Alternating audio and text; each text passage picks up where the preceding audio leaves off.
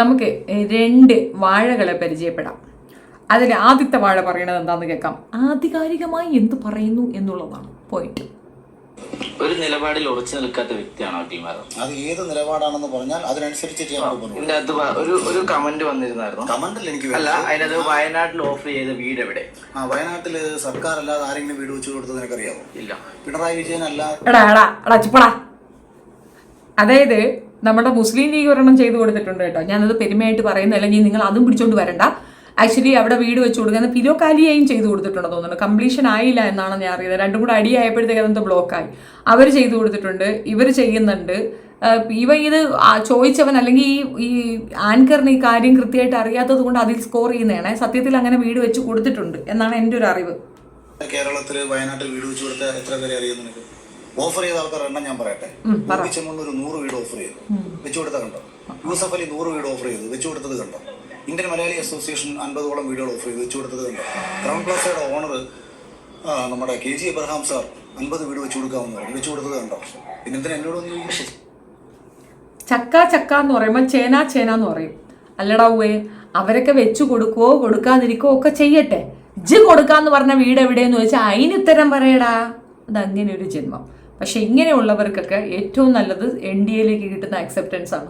ലദ്ദ, നമുക്ക് അടുത്തത് കേൾക്കാം. ഇനി അടുത്തൊരു ആധികാരിക കേൾക്കണ്ടേ? അത് കേൾക്കാം.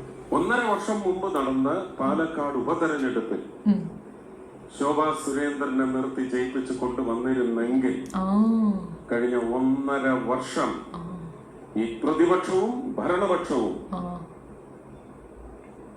നിയമസഭയിൽ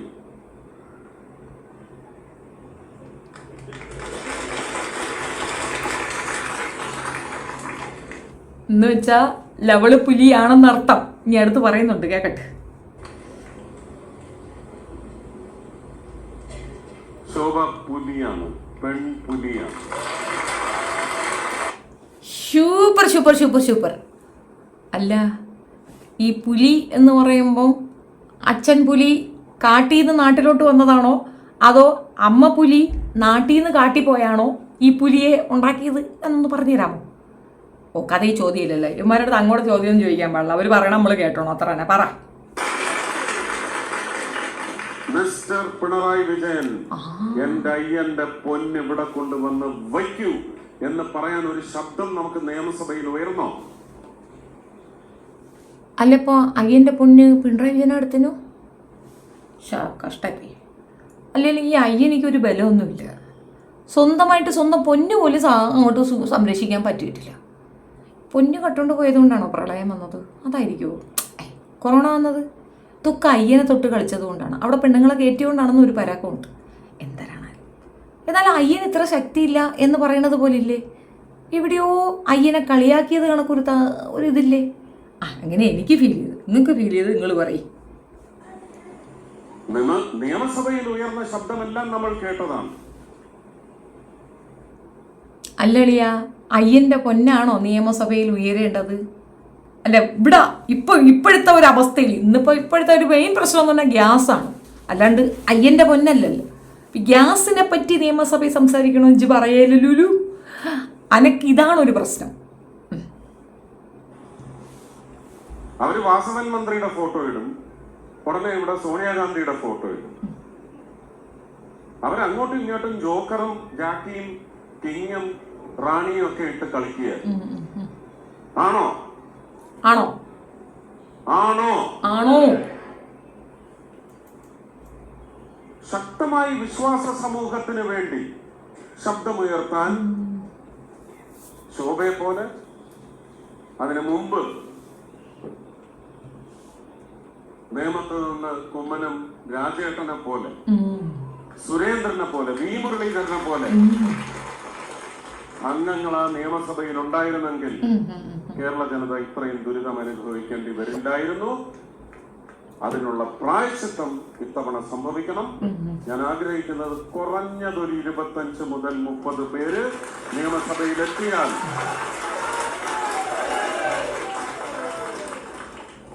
കേരള ജനത എന്ന് ഞാൻ പറയുമ്പോൾ മതേതര സ്വഭാവമുള്ള അത് പോയിട്ടാണ് എല്ലാ മതങ്ങളിലും വിശ്വസിക്കുന്നവർക്ക് അവരുടെ ജീവിതത്തിന് സംരക്ഷണമേകുന്ന പിന്നെ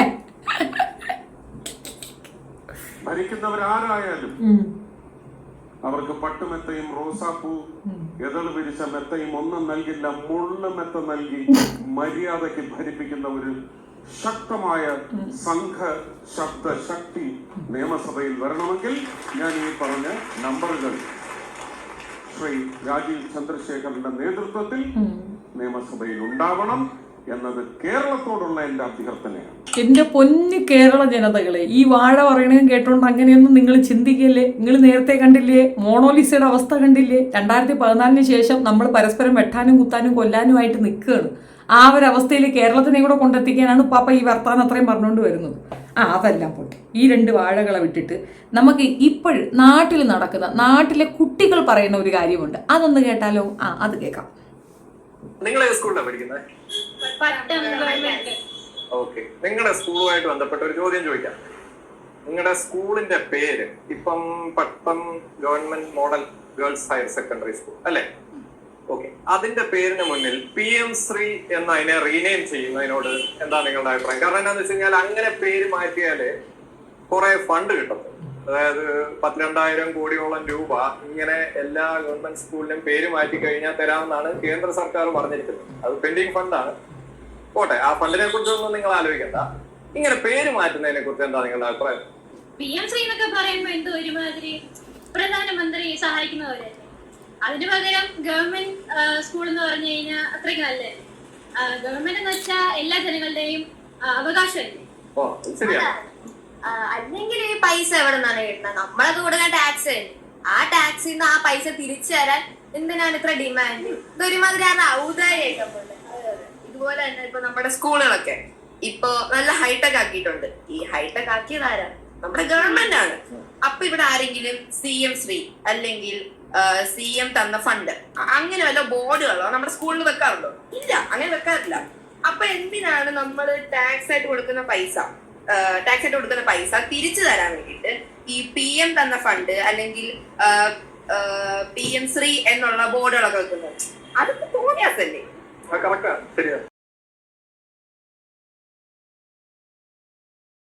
അപ്പൊ ഏകദേശം കാര്യം അങ്ങോട്ട് പിടികിട്ടിയോ? ഇതിനെയൊക്കെയാണ് പുലിയുടെ ശൗര്യമുള്ള കുഞ്ഞുങ്ങൾ എന്ന് പറയുന്നത്. പുലിക്കുട്ടികൾ എന്നല്ലടാ, ശൗര്യമുള്ള കുട്ടികൾ. അതായത് ഞങ്ങളുടെ അവകാശമാണിതെന്നും ഞങ്ങളുടെ റൈറ്റ്സ് ആണെന്നും നിങ്ങളുടെ പിച്ചയല്ല എന്നുമാണ് കുട്ടികൾ പറയുന്നത്. ഹൈടെക് ആയ ഞങ്ങളുടെ സ്കൂളിലേക്ക് ആ പേയ്മെന്റ്സ് കിട്ടണമെന്നുണ്ടെങ്കിൽ അത് ഞങ്ങളുടെ പണമാണെന്നും ഞങ്ങൾ തന്ന പണമാണെന്നും അത് തരുമ്പോൾ ഏതെങ്കിലും ഒരു ചായക്കാരന്റെ പേരാദ്യം വെക്കണമെന്ന് പറഞ്ഞ് ഞങ്ങളുടെ സ്കൂളിന്റെ പേര് മാറ്റിയാലേ ഞങ്ങൾക്ക് അവകാശം കിട്ടുള്ളൂ എന്ന് പറയുകയും ചെയ്യുന്ന ആ മണ്ടത്തരത്തിനെ ചോദ്യം ചെയ്യുന്ന കുട്ടികൾ. ഏത്? അത് തന്നെ. നീ പറഞ്ഞ കണക്ക് നിന്റെ ഒരു പോയിന്റിലേക്ക് വരാം. ഈ വാഴകൾ കയറിയ ആകെ ഇവിടെ സംഭവിക്കുന്നത് എന്താണെന്ന് അറിയാമോ? മോണോലിസയെ തല്ലിക്കൊല്ലാനായിട്ട് നടക്കുന്ന കുറേ വാഴകളുണ്ട്. അതുപോലെ കുറേ വാഴകൾക്ക് ജന്മം കൊടുക്കാം. ഇത് കേരളമാണ്. ഉവ്വാവയെ, കേരളത്തിലെ പിള്ളേരിങ്ങനെയാണ്. ഇതിനെയാണ് പെൺകുട്ടികളെന്ന് പറയണം. നല്ല ശൗര്യമുള്ള, നല്ല ആരോഗ്യമുള്ള, നല്ല പൊതുബോധമുള്ള കുട്ടികൾ. അവരല്ലേ നാളെ നയിക്കേണ്ടത്. പിള്ളേർക്ക് ഇതാണ് ബോധമെങ്കിൽ ഇവരെ വീട്ടിലിരിക്കുന്നവരുടെ അവസ്ഥയൊന്നും ആലോചിച്ച് നോക്കിയാണ്. മാതാപിതാക്കളെ, അതാണ്. കൊച്ചുങ്ങൾക്ക് ഇതാണ് ബോധമെങ്കിലേ വീട്ടിലുള്ള മാതാപിതാക്കളുടെ അവസ്ഥയൊന്നും ആലോചിച്ച് നോക്കിയാണ്. ബുദ്ധിയുള്ളത് അന്തയ്ക്കും തള്ളയ്ക്കും ജനിച്ച പിള്ളേരാ. അവരെടുത്താണ് കളി. കേരളത്തിൽ നടന്നത് കണക്കന്നെ. നീ ഉണ്ടേ പിഴുകിക്കൊണ്ടിരുന്നേച്ചാൽ മതി. നിന്നെ ജയിപ്പിച്ച് വിട്ടതിലേ ഇങ്ങനെ കിടന്ന് കഷ്ടപ്പെടുന്നുണ്ട്. പിന്നെ മന്ദബുദ്ധികൾ ഓൾവേസ് പറയാൻ പറ്റത്തില്ല. നിയമം കോൺഗ്രസ്സുകാരുടെ മണ്ഡലമായിരുന്നു. ഇന്നത്തെ കോൺഗ്രസ് നാളത്തെ BJP ആണെന്നുള്ളത് എല്ലാ പഠിച്ചതിനും അറിയുന്ന കാര്യമാണ്. പക്ഷെ ഓർത്തുകൊള്ളുക, നമ്മൾ ഇവരെ അധികാരത്തിലേറ്റിയാൽ നമുക്ക് സംഭവിക്കാൻ പോകുന്ന ബുദ്ധിമുട്ടുകൾ എന്താണെന്ന് ചെറിയ ഒരു ചിന്തയെങ്കിലും നമുക്കുണ്ടായിരിക്കണം. പ്രളയം വന്ന സമയത്ത് 7,000 കോടി രൂപ വിദേശ സഹായം നമുക്ക് തരും എന്ന് പറഞ്ഞത് വിലക്കിയവരാണിവർ. ആ വിദേശ സഹായം അവിടെ പോയി കൈപ്പറ്റാം എന്ന രീതിയിൽ പെർമിഷൻ ചോദിച്ചു. കേന്ദ്ര സർക്കാർ അനുമതി കൊടുത്താൽ ഇവിടുന്ന് ഒരു മന്ത്രിക്ക് അങ്ങോട്ട് പോകാൻ പറ്റൂല എന്ന് പറഞ്ഞവരാണ് ഈ കേന്ദ്രത്തിൽ ഇരിക്കുന്ന വാഴകൾ. ഇതൊന്നും അറിയാതെ അവരിപ്പോൾ പ്രചരിപ്പിക്കുന്ന ആ ഉണ്ടയും കൊണ്ട് ഒരാളും പോയി താളം ചവിട്ടല്ലേ ദയവ് ചെയ്ത് അനുഭവിക്കുക നമ്മൾ മാത്രമായിരുന്നു. ഇവിടെ വന്ന ഡിസാസ്റ്റർ ഒക്കെ തന്നെ മാനേജ് ചെയ്യാൻ നമ്മൾ തനിച്ചേ ഉണ്ടായിരുന്നുള്ളൂ. നമ്മൾ തനിച്ച് തന്നെയായിരുന്നു ഇതൊക്കെ നേടിയത്. നമ്മൾ അവരുടെ കണ്ണിലെ കരടാണ്. പെണ്ണുങ്ങൾക്ക് ഏറ്റവും കൂടുതൽ വിദ്യാഭ്യാസമുള്ള സംസ്ഥാനമാണ് കേരളം. കേരളത്തിൽ ആണുങ്ങൾക്ക് മാത്രമല്ല സ്ത്രീകൾക്ക് പരിഗണനയുള്ളത് കേരളം. പെണ്ണിന് ഫ്രീ അല്ല കൊടുക്കുന്നത് എന്നും പെണ്ണിന്റെ അവകാശങ്ങളാണിത്, ഇത് ഫ്രീ അല്ല, അവളുടെ അവകാശമാണ് എന്ന് മനസ്സിലാക്കി കൊടുത്ത് അവൾക്ക് ചെയ്യേണ്ടത് ചെയ്യുകയും ഏറ്റവും റേഷ്യോ കുറഞ്ഞ, അതായത് സ്ത്രീകളെ ഉപദ്രവിക്കരുത് എന്നുള്ള കൃത്യമായ ബോധവൽക്കരണ നടപടികൾ നടത്തുന്ന ഒരു സംസ്ഥാനത്ത് ആ സ്ത്രീകളെ ഉപയോഗിച്ചുകൊണ്ട് മുന്നേറാമെന്ന് തെറ്റിദ്ധരിക്കുന്ന ഇത്തരം വാഴകൾക്ക് കൃത്യമായ മറുപടി കൊടുക്കേണ്ടത് ഇവിടുത്തെ ജനതകളാണ്. സോ നിങ്ങൾക്ക് തീരുമാനിക്കാം, നിങ്ങൾക്ക് ആലോചിക്കാം. എൻ്റെ അഭിപ്രായമാണ് ഞാൻ പറഞ്ഞത്. നിങ്ങളുടെ അഭിപ്രായം കമൻറ്റിൽ പറയുക. വീഡിയോ ഇഷ്ടപ്പെട്ടാൽ ലൈക്ക്, ഷെയർ ആൻഡ് സബ്സ്ക്രൈബ്.